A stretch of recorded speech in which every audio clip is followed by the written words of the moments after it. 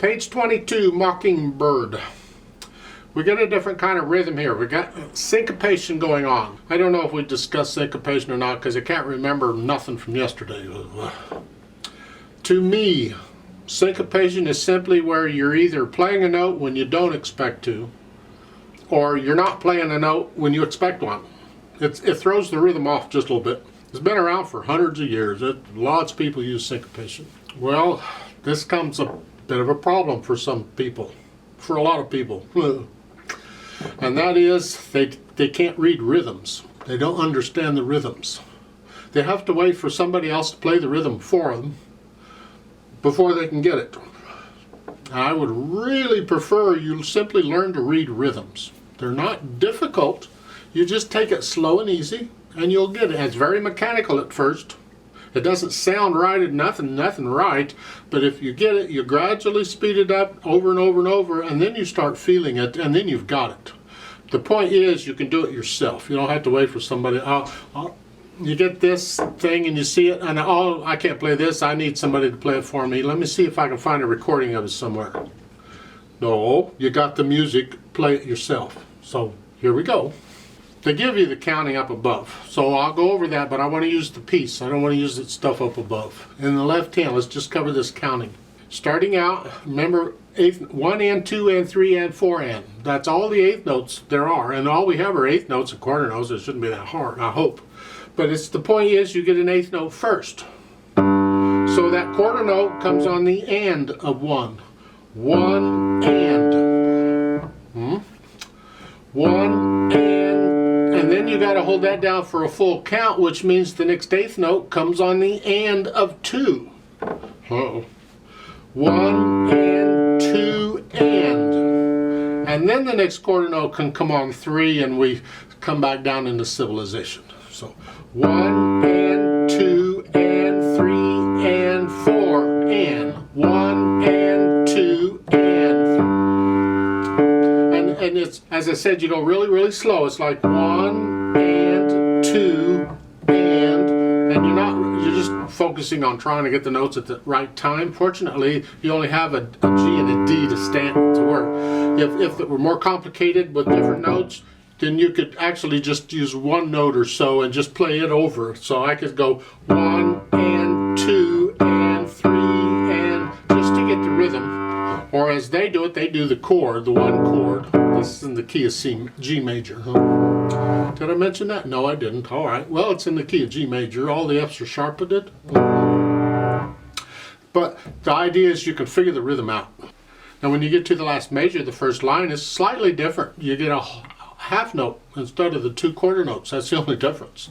So it's 1 and 2 and 3 and 4, and you're just going to hold the note down for 2 counts. Now, get the rhythm out of the way. Let's talk about this a little more. 4/4 time. Quarter note gets a count, hopefully. I already talked about the G major part of it. Right hand first. Let's get the notes and the fingering and the rhythm for that. Starting out here, put you in here. That's 3 and 5. Try and get them down at the same time. I'm not real good at that, but just try. Just lower the hand down. Don't try and use the fingers. Just lower the hand down. So I'm letting the weight go down, push the notes down. And then the A sharp and the C sharp. And again, I lift the wrist up, and as I lower the wrist, when I lift the wrist up, I'm sort of lifting the weight up a little bit, but I'm holding the notes down. And then as I lower the wrist, I'm putting weight on it. I'm simply switching the fingers. So it's the weight that's pushing the notes down.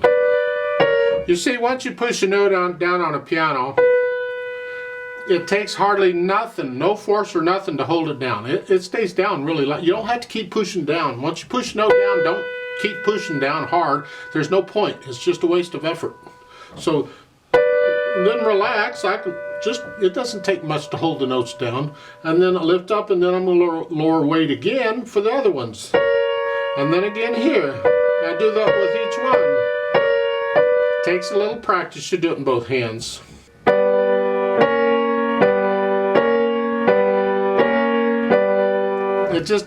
It takes practice. Give yourself some time. It'll come. So it's 1, 2, 3, 4. 1, 2, 3, 4. Measure 5. It's sort of the same rhythm the left hand was doing. 1 and 2 and. It is the same rhythm, isn't it? Then 2 beats rest, and you do that again. Let's go up to the top of page 23. Measure 10. Here it's 1 and 2. Now for measure 11 on these, I'm going to wait until I get the hands together and then we'll talk about it. It's easier because the way the music is written, you got to have both stabs together to make sense. Otherwise, you don't have 4 beats in every measure because they didn't put in rests. So I'll wait. And let's jump down to the last line. Measure 20, you're here, and then 2 beats of rest, and then you have the same notes again, but in 8 VA. So you're going to come up here. Here. Now left hand, we already talked about the rhythm. So we at the beginning it's 1 and 2 and 3 and 4 and. Let's go over to page 23. Measure 11 now. And you have the chords. You have the C chord. Well, in the key of G, it's a 4 chord here. It's a C chord though. And then a G chord or 1 chord, and then the 5/7 chord or D7 chord. Now let's put the hands together and see what kind of a mess we have here. We're here. 1 and 2 and 3 and 4 and. Hopefully you got that part. Jump over the 3rd measure over when the right hand plays.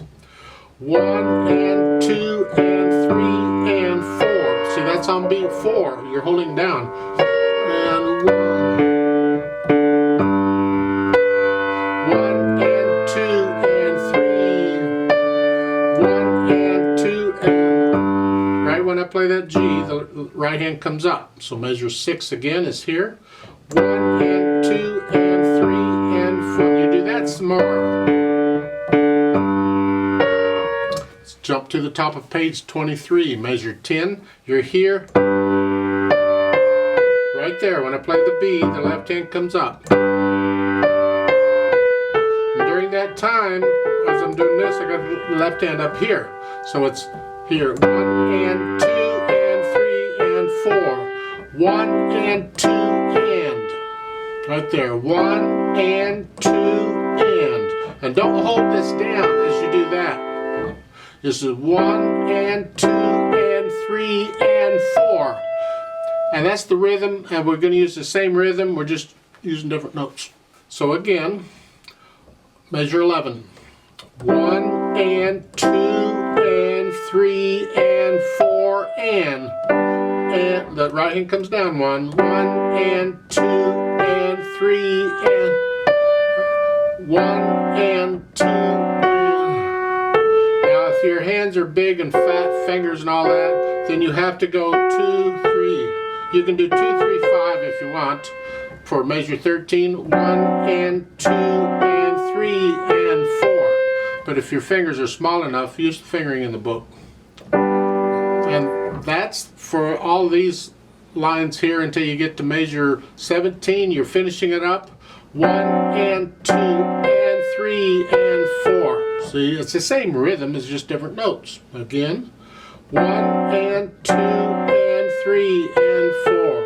1, 2, 3, 4. And then move the left hand back down.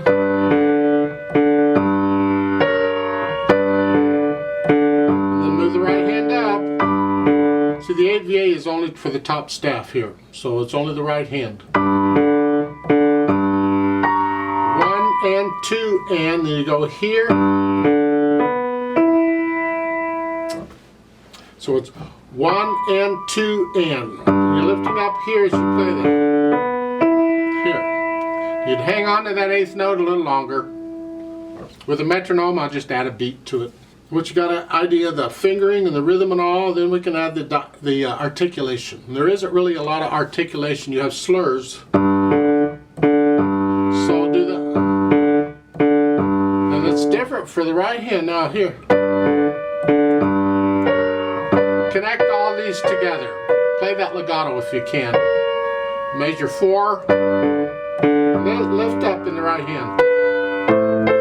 And play this legato in the left hand.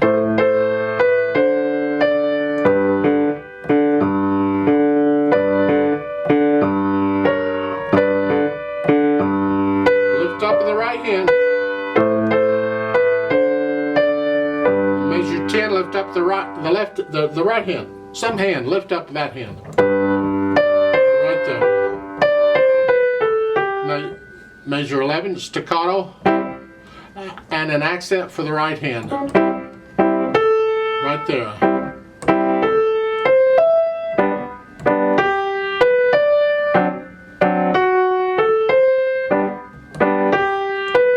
See, the accent's only for that one note in the right hand.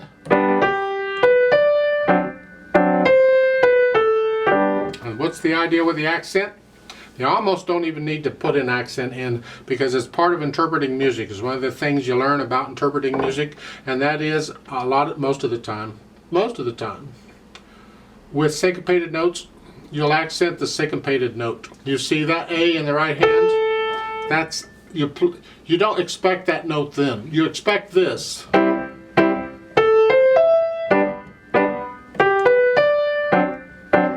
That would be just a normal rhythm, no big deal. But you play that A sooner than you expect it. Here, so we accent it. It's a felt thing, and typically, I mean, when you're thinking about interpreting music, you hear accented notes. You can put a little accent on. Try it. Experiment. Try a little accent on the syncopated note, even though the music may not indicate it. Try it. It's here. But here, that's really what it is. And those staccatos are short here with. I'm connecting the second chord and the right hand together. Those are legato.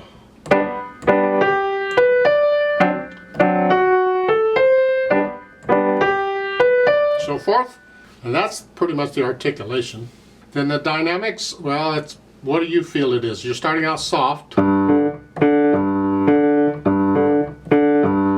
then just moderately soft just for the melody. You keep the left hand soft.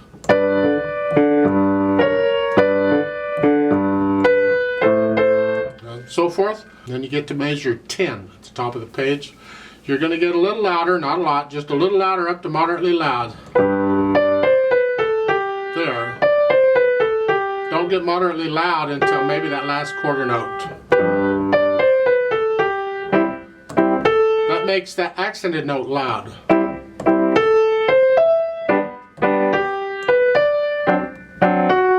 You're staying there until measure 18, you come back down to moderately soft. Just come down, and the left hand's very soft or soft. There's a diminuendo at the bottom. You're going to get softer. Make the left hand go all the way down to almost as soft as you can play it. And the right hand is soft. Because when one hand's playing low, and the other hand's playing high, it's easy for the low notes to drown out the high notes. So you have to exaggerate it. So here, the last two measures, the left hand's really going to have to be extremely soft, or you'll drown out this soft here. So, and then you're soft, very soft, and these eighth notes are the same, very soft. Not a weird way to end it. Speed-wise, it's a happy piece, so be happy about it. There's no set they give you a metronome marking, but that's just a suggestion.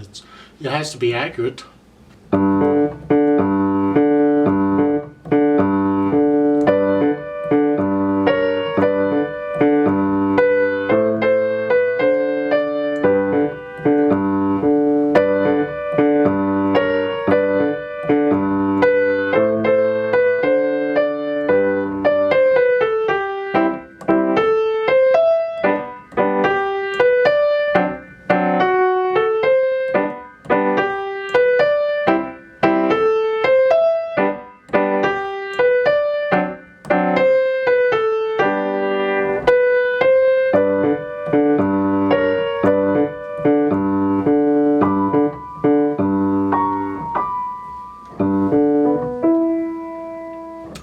There's a retardando at the end, the very last. You slow these down. Feel how slow.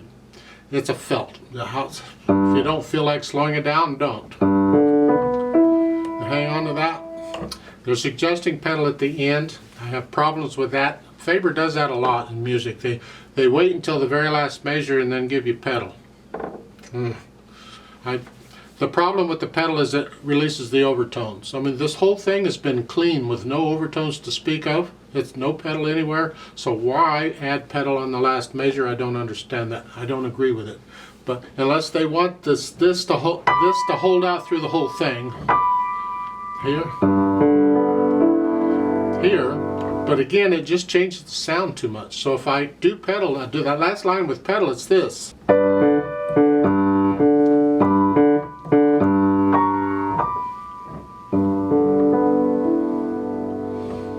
And if you like that change, if you like that sound, then by all means do the pedal. Push the pedal down right after you play the notes and lift it up with this note. Because that's the only note you're holding down at the end.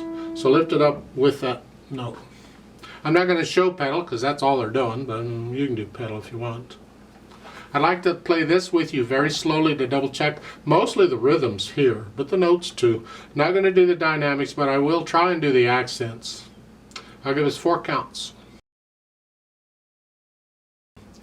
1 and 2 and ready and go, and 1 and 2 and 3 and 4.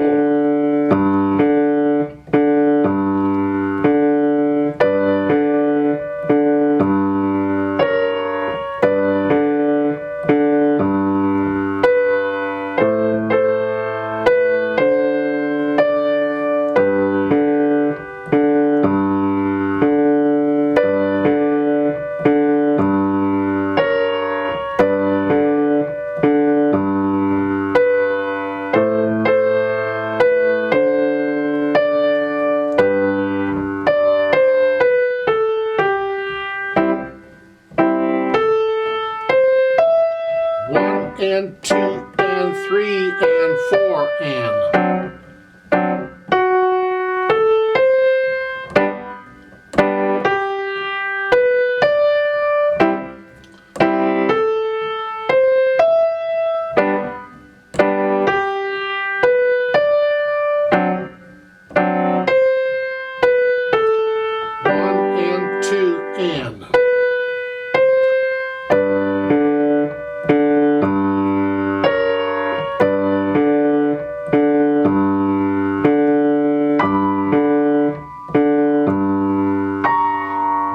And 2 and 3 and